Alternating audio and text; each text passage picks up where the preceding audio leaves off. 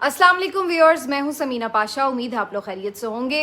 Viewers, कुछ आम खबरें और अपडेट्स लेकर इस व्लॉग में आपके सामने हाजिर है जनाब। सिचुएशन ये है कि चूँकि सफ़र में थी और इस वजह से मैं जो अपना रेगुलर रूटीन का एक शाम वाला व्लॉग होता है वो नहीं कर पाई, तो काफ़ी सारी चीज़ें अब आ चुकी हैं। मैं कोशिश करती हूँ इसको समराइज़ कर लूँ। कुछ चीज़ें तो यकीनन अब अपडेट हो चुके होंगे आप, क्योंकि अदालती कार्रवाइयाँ काफ़ी ज़्यादा थी।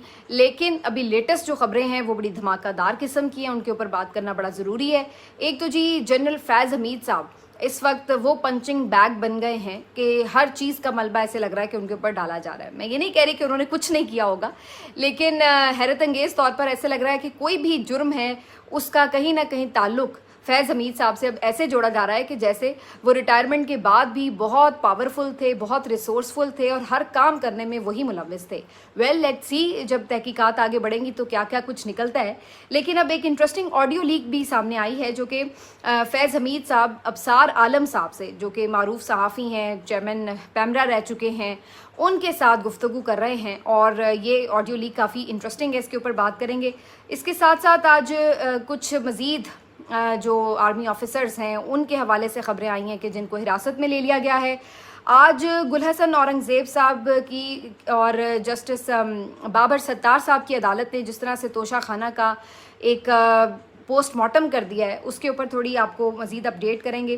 काजी साहब ने भी आज बड़े अजीबोगरीब रिमार्क्स दिए हैं जिसकी वजह से वो फिर से तनकीद की जद में हैं, और फिर जब उन पे तनकीद होती है तो आज तो वो बाकायदा गुस्सा भी कर रहे थे। और इसके साथ साथ कुछ बात करेंगे कि PTI बहुत सारे अंदरूनी इख्तलाफात का शिकार है और अब ये इख्तलाफात खुलकर सामने आना शुरू हो चुके हैं। तो ये सब चीज़ें आज के व्लॉग में आपसे डिस्कस करेंगे। आपसे रिक्वेस्ट है कि चैनल को सब्सक्राइब कर लें अगर अभी तक सब्सक्राइब नहीं किया। इससे पेशतर कि ये सारी चीज़ें डिस्कस करें, एक बहुत ही अफसोसनाक बात है जिसने आज सुबह ही जब आंख हमने खोली तो जो ख़बर सामने सबसे पहले आई उसने अफसरदा ही किया। और वो ख़बर थी कि ऑन खोसा को जिस तरह से उठा लिया गया उनके घर से, ये बड़ा अफसोसनाक मामला है। ऑन खोसा ना तो किसी जमात के मेंबर हैं, ना कोई मुजरिम हैं, ना कोई क्रिमिनल रिकॉर्ड रखते हैं, बल्कि अगर देखा जाए तो वो कोई ऐसे सोशल मीडिया एक्टिविस्ट भी नहीं है कि जो बड़ी तुंदो तेज़ जुमलों में बड़े कोई रेड लाइंस क्रॉस करते हुए तनकीद कर रहे हों, बल्कि हल्के फुल्के अंदाज में, बड़े धीमे अंदाज में, बड़े मज़ाहिया अंदाज में वो मुख्तलिफ़ चीज़ों के ऊपर तनकीद वगैरह करते हैं में नज़र आते हैं। और ऐसे लोगों को तो सराहा जाता है कि जो लतीफ़ पैराए में तनकीद करके माशरे की इस्लाह की बात करते हैं। लेकिन अफसोस की बात है कि बिल्कुल ही हमारे माशरे में बर्दाश्त का मादा ही जैसे ख़त्म हो गया है। और अब ऑन अली खोसा के हवाले से भी ये पता चला है कि जी उनको भी उठा लिया गया, और जिस तरह से उठाया गया दरवाज़ा तोड़कर, वो सारी अब चीज़ें फुटेजेस भी सामने आ रही हैं। तो बड़ा अफसोसनाक है ये बात कि एक बंदा, एक आज़ाद शहरी जो क्या कर रहा है, सिर्फ कंटेंट प्रोड्यूस कर रहा है और वो भी हमसे बर्दाश्त नहीं हो रहा। कंटेंट भी क्या है, हल्का फुल्का मिज़ाह, और वो भी अगर हम नहीं टॉलरेट कर सकते तो फिर माशरा हमारा कहाँ खड़ा है। ये कितनी अफसोस की बात है। बहुत मुझे अफसोस हुआ उनके इस तरीके से उठाए जाने का। ख़बर ये आ रही है कि जो उन्होंने अभी आखिरी कोई अपना एक पैरोडी सॉन्ग बनाया था, बिल बिल पाकिस्तान, बेसिकली जिस तरह से बिल ज़्यादा आ रहे थे, तो उसके बाद ये वारदात हुई है और जो उनका गाना है ये डिलीट करवा दिया गया है। कुछ लोग ये रिपोर्ट कर रहे हैं कि इसकी वजह से ही उनको उठाया गया, लेकिन मेरी समझ में नहीं आता कि ये किस तरह कोई वजह बन सकती है किसी के ऊपर गुस्सा करने की, क्योंकि उसमें तो वो बेचारे हमारे जो गरीब अवाम हैं उन्हीं का हाल बयान कर रहे हैं, तो उसमें ऐसा क्या है। लेकिन ये तकलीफ़ दे बात है। बल्कि आज मैं देख रही थी कि जस्टिस मियां गुलहसन औरंगज़ेब साहब PTI के एक कारकुन हैं फैज़ान, उनकी बाजियाबी के हवाले से दरख्वास्त की समाअत कर रहे थे, तो उन्होंने ये तक रिमार्क्स दिए कि भाई आप या तो आइन बदल दें, उसमें इंसानी हुकूक ही ख़त्म कर दें, जो उसकी शिकें हैं वो निकाल दें, क्योंकि जब तक ये शिकें मौजूद हैं फिर हम तो उसके मुताबिक ये डिमांड करेंगे कि लोगों को आज़ादी हासिल होनी चाहिए। लेकिन अगर आपको ये नहीं पसंद आज़ादी तो फिर या तो तरमीम कर दें ना। ये क्या तरीका है कि चीज़ मौजूद है, कानून मौजूद है, लेकिन फिर भी उसकी खिलाफ वर्जी हो। तो वो भी आज थोड़े इसके ऊपर सटपटाए लग रहे थे। और फिर इसी तरह शहबाज गिल साहब के क्या नाम है, अजहर मशवानी साहब के जो भाई हैं उनको भी चूँकि अभी तक बाजियाब नहीं कराया जा सका, उस पर भी उन्होंने आज बहुत सख्त रिमार्क्स दिए। उन्होंने कहा कि 20 अगस्त अब लास्ट डेट है, अगर उसके ऊपर भी उन्हें नहीं प्रोड्यूस किया गया तो फिर मेरा दिमाग जो है ना वो बिल्कुल उन्होंने कहा कि हिल जाएगा, फिर कोई ना कहे कि फिर कोई गिला ना करे, तो ये तक उन्होंने कह दिया। मैं दिमाग खो दूंगा, इस तरह के उनके अल्फाज थे। बहरहाल देखते हैं कि क्या होता है। باقی اب آ جاتے ہیں مین سٹوریز کی طرف. ابصار عالم صاحب جو کہ بظاہر بڑے اینٹی اسٹیبلشمنٹ صحافی کے طور پر ہم ہمیشہ انہیں دیکھتے تھے, ان کے اوپر ایک گولی بھی چل چکی ہے, حملہ ہوا تھا, اور اس کے بعد ابھی بھی وہ پی ٹی آئی کے بڑے سخت ترین ناقدین میں سے ہیں. ان کی طرف سے ہمیشہ ہم نے تو دیکھا بڑی تنقید ہوتی رہی ہے ان تمام لوگوں کے اوپر جو کہ بظاہر ایسا لگتا تھا کہ اسٹیبلشمنٹ میں عمران خان صاحب کو سپورٹ کرتے ہیں. لیکن آج ایک آڈیو لیک ہوئی, اور یہ مبینہ طور پر آڈیو ہے جنرل فیض حمید صاحب کی اور ابصار عالم صاحب کی, جس میں جنرل فیض حمید صاحب ابصار عالم صاحب سے سلام دعا کے بعد یہ کہہ رہے ہیں کہ بھئی آپ ہمیں آج کل زیادہ لفٹ نہیں کراتے. تو انہوں نے کہا کہ جی سر بتائیں آپ کو کیا ہم نے لفٹ نہیں کرائی. انہوں نے کہا جی کوئی ٹی وی چینلز کے لائسنس پھنسے ہوئے ہیں دو, ان کو ذرا دیکھ لیں معاملے کو. تو انہوں نے کہا کہ جی کون سے والے؟ تو انہوں نے کہا نام تو مجھے نہیں پتا, وہ بندہ آئے گا آپ کو بتا دے گا. تو انہوں نے کہا ہاں بالکل کوئی مسئلہ ہی نہیں, ہم دیکھ لیں گے. تو وہ اس طرح کر کے ان کی جو کنورسیشن ہے وہ ساری ہو رہی ہے. اچھا, اس کے بعد انٹرسٹنگلی اس میں مجھے تو جو لہجہ تھا اس میں کوئی دھمکی آمیز لہجہ یا کوئی تھریٹننگ بات نہیں لگی. بظاہر ایسا لگ رہا تھا کہ جیسے ابصار عالم صاحب بڑا اوبلائج کر رہے ہیں ان کو کوئی پرابلم نہیں ہے اگر وہ ان کو کوئی کام کہہ رہے ہیں. اب اس پوری آڈیو میں 2-3 باتیں جو ہیں وہ حیران کن ہیں. نمبر 1 یہ کہ کسی بھی فوجی جرنیل کا کیا تعلق ہے چینل لائسنس سے, ان کی بحالی سے, ان کی منسوخی سے, ان کی معطلی سے, وہ کیوں کس کیپیسٹی میں فیسیلیٹیٹ کر رہے تھے. تو سب سے پہلے تو بات یہ ہے. دوسری بات یہ ہے کہ ابصار عالم صاحب جو بظاہر بڑے اینٹی اسٹیبلشمنٹ بنتے ہیں, ان کی بھی حقیقت کھل جاتی ہے کہ وہ تو خود ان کو oblige کر رہے تھے بقول اس آڈیو کے, تو اس میں تو ایسا تاثر مل رہا ہے. اور تیسری بات یہ ہے کہ اس مقصد کے لیے اس وقت کس مقصد کے لیے جو ہے یہ آڈیو سامنے آئی ہے, اس سے کیا ظاہر کرنا ہے. تو یہ فیض حمید صاحب کے جو چارج شیٹ ہے اس میں ایک اور صرف اضافہ کرنے کے لیے بظاہر یہ آڈیو سامنے لائی گئی ہے.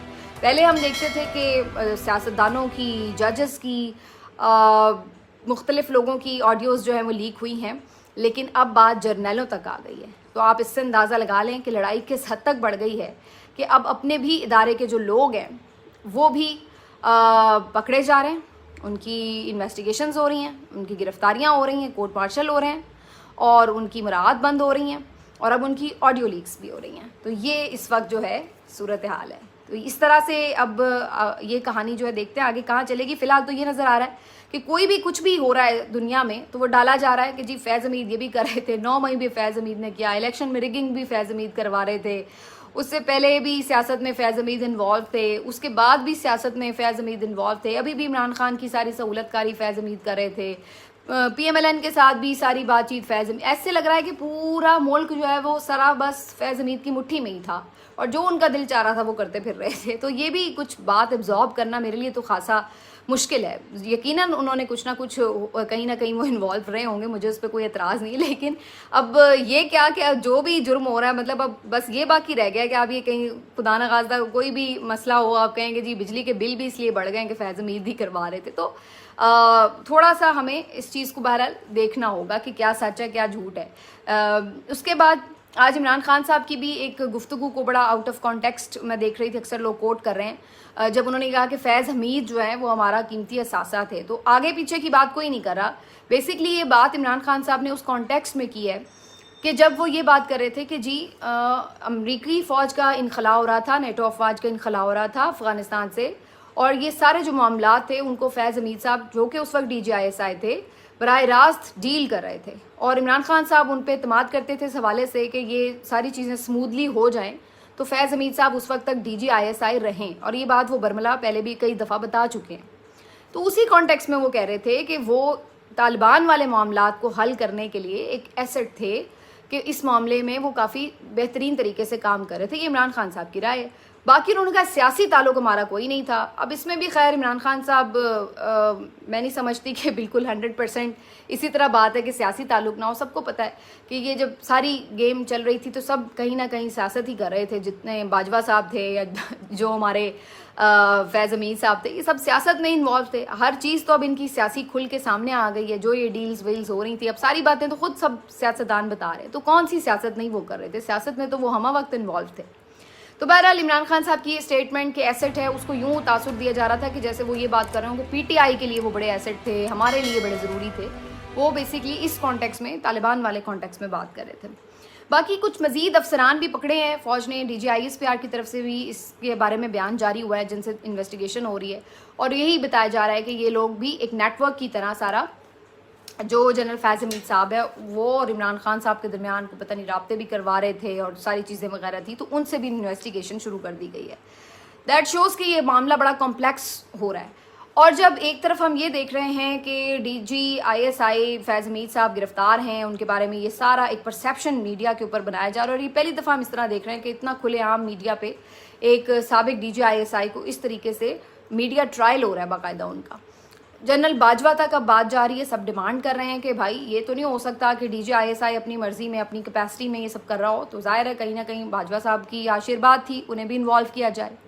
اب اسی دوران ہم دیکھتے ہیں کہ ایک آپ کہہ لیں کہ دعوت ہے, اور اس دعوت میں مختلف جو سابق چیفز ہیں وہ انوائٹڈ ہیں general Asim Munir army chief کے ہاں, اور آرمی چیف نے ان سب کو انوائٹ کیا ہے. اس میں آپ دیکھ سکتے ہیں فوٹیج میں بھی اور تصویر میں بھی جنرل اشفاق پرویز کیانی سابق army chief, general Raheel Sharif سابق آرمی چیف, اور بھی آپ اس میں جانے پہچانے چہرے دیکھ سکتے ہیں, خود عاصم منیر صاحب, لیکن اس میں باجوہ صاحب موجود نہیں ہیں. تو اب یہ اگین ایک انڈیکیشن ہے, اور انہوں نے یہ جو ایک تصویر ہے اور یہ سب کا اکٹھا ہونا, یہ بھی ہو سکتا ہے کہ یہ ایک روٹین کی ملاقات ہو 14 اگست وغیرہ پہ جیسے اکٹھے ہو سکتے ہیں, لیکن جو اس پکچر سے تاثر مل رہا ہے وہ یہ بھی ہے کہ جو باقی ادارے کے سربراہان رہے ہیں وہ عاصم منیر صاحب کے ساتھ الائنڈ ہیں. بظاہر ایسا لگ رہا ہے کہ وہ ان کے ساتھ کنیکٹڈ بھی ہیں, ان کو سپورٹ کر رہے ہیں, یا سیم پیج پر ہیں, جو بھی آپ اس کو کہہ لیں, فرینڈز ہیں ان کے ساتھ جو بھی اس کا, لیکن وہ پازیٹیو وائبز آ رہی ہیں کہ وہ ساری آرمی چیف عاصم منیر صاحب کے ساتھ ہی کھڑے نظر آ رہے ہیں. تو بظاہر یہ اسٹرینتھ کا تاثر بھی ملا ہے, اس سے دیا گیا ہے یا ملا ہے, بہرحال جو بھی آپ کہہ لیں کہ جی سب ہم ساتھ ہیں. اور جنہوں نے اگر کہیں کوئی آئین سے روگردانی کی, سیاسی معاملات کیے وغیرہ وغیرہ, یا ادارے کے اندر کوئی سازش کرنے کی کوشش کی, تو وہ جو ہے اب کٹہرے میں کھڑے ہیں. تو وہ ایک اس طریقے کا تاثر بھی ہمیں مل رہا ہے اس پکچر سے, اور بڑے خوشگوار موڈ میں یہ سارے جو چیفز ہیں وہ نکلتے ہوئے اس بلڈنگ سے, کوریڈور سے ہمیں نظر آ رہے ہیں. تو یہ ایک جو ہے تصویر جو ہے وہ بڑی گہرے اثرات لیے ہوئے ہے. اس کے بعد جناب کچھ بات کر لیتے ہیں کہ دوسری طرف PTI جو ہے وہ بہت سارے میں اندرونی اختلافات کا شکار نظر آ رہی ہے. کافی سارے استعفے جو ہیں میں پھر سے گردش کرتے نظر آ رہے ہیں. ایک ہم نے دیکھا ہے کہ جی پہلے جو حافظ فرد ہیں جن کے اوپر مسلسل تنقید ہو رہی تھی جب انہیں پارلیمانی لیڈر بنایا گیا تھا, ان کی طرف سے استعفیٰ دیا گیا. بظاہر اس استعفے میں انہوں نے لکھا کہ میری چونکہ ضمانت منسوخ ہو گئی ہے تو میں سمجھتا ہوں کہ کسی اور کو موقع ملنا چاہیے, لیکن یہ خبریں آ رہی تھیں کہ ان کے پیچھے پوری کوئی گروپنگ ہے جس کی وجہ سے انہیں استعفے میں مجبور کیا گیا. آج میاں اسلم اقبال صاحب کا ایک ٹویٹ آتا ہے جس میں وہ خوشی کا اظہار کرتے ہیں کہ جو امتیاز وڑائچ صاحب ہیں, شاید یہاں احمد وڑائچ صاحب, سوری میں تھوڑا نام کنفیوز ہو گئی ہوں, لیکن وڑائچ صاحب ہیں, ان کو پارلیمانی لیڈر بنا دیا گیا ہے, اور ان کے مشورے سے یعنی میاں اسلم اقبال کے مشورے سے عمران خان صاحب نے بنایا. تو بظاہر ایسا لگ رہا ہے کہ جو میاں اسلم اقبال صاحب کا گروپ ہے اگر اس وقت پنجاب میں, تو وہ پریویل کر رہا ہے, اور انہوں نے اپنا بندہ جو ہے وہ پارلیمانی لیڈر بنوا دیا ہے, اور حافظ فرد جو ہیں وہ پیچھے ہو گئے ہیں. دوسری طرف حماد اظہر صاحب نے آج جو ریزائن کیا as president of Punjab PTI, تو اس کے اوپر بھی انہوں نے بھی جو ٹویٹ لکھا ہے لمبا چوڑا, وہ بھی بڑا امپورٹنٹ ہے, جس میں انہوں نے بھی یہی اشارہ کیا ہے کہ جو لوگ عمران خان صاحب سے مل رہے ہیں وہ پراپر میسیجنگ نہیں کر رہے ہیں, اور میں براہ راست نہیں مل پا رہا عمران خان صاحب سے, تو بہت ساری چیزیں جو ہیں ان تک صحیح معلومات نہیں پہنچ پا رہی ہے.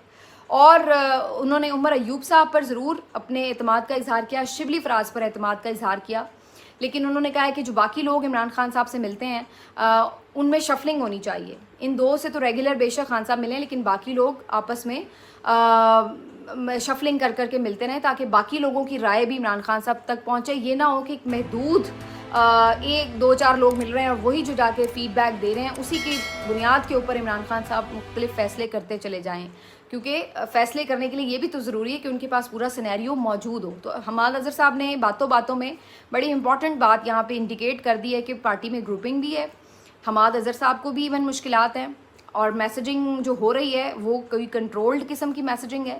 اور اب یہ کھلے عام بات ہو رہی ہے کہ 2-3 گروپس ہیں اس وقت پارٹی میں جو کہ اپنے طور پر کام کر رہے ہیں, کچھ لائل ہیں, کچھ پارلیمانی لیڈر بن گئے ہیں, کچھ اپوزیشن میں بیٹھ گئے ہیں, کسی کے اپنے تحفظات ہیں. تو بڑا کچھ اب چل رہا ہے. لیکن اس کی سب کی وجہ پیچھے ایک ہی نظر آ رہی ہے, وہ یہ کہ لیڈر اس وقت باہر نہیں ہے, تو ظاہر ہے وہ محدود انفارمیشن کے ساتھ جو ہے مختلف فیصلے کر رہا ہے. لیکن یہ بھی آپ یاد رکھیے کہ یہ سب کچھ بھی جو پی ٹی آئی کی طرف سے یہ سب کچھ ہو رہا ہے, اس کے پیچھے بھی کہیں نہ کہیں لنکس جو ہیں وہ کنٹرول ہو رہے ہیں. اب وہ کتنے کامیاب ہوتے ہیں مجھے اس میں کامیابی زیادہ نظر نہیں آتی, لیکن یہ کوشش جو ہے یہ پوری ہو رہی ہے دوسری طرف.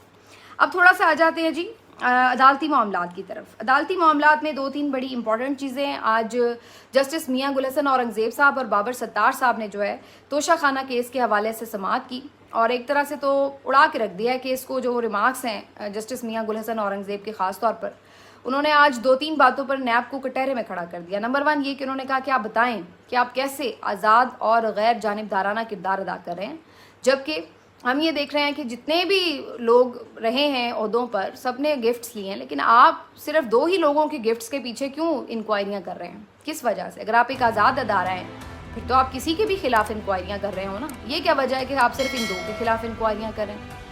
نمبر 2 انہوں نے یہ کہا کہ کیا ایسا تو نہیں ہے کہ بھی گفٹس آئے ہیں تو اس میں جو آپ کا سیکرٹری ہوتا ہے کیبنٹ ڈویژن کا, اس کے پاس بھی سارا حساب کتاب ہوتا ہے, آپ نے اس کو کیوں نہیں انوالو کیا؟